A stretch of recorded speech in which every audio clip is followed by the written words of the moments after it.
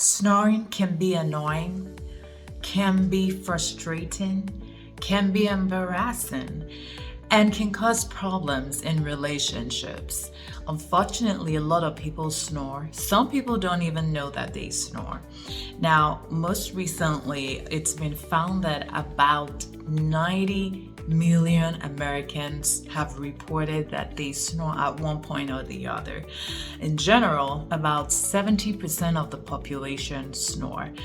Most people snore not on a regular basis, but a good number, however, snore regularly. In today's video, I'm going to share with you some reasons why you snore and what you can do about them. So keep watching and let's dive right into it.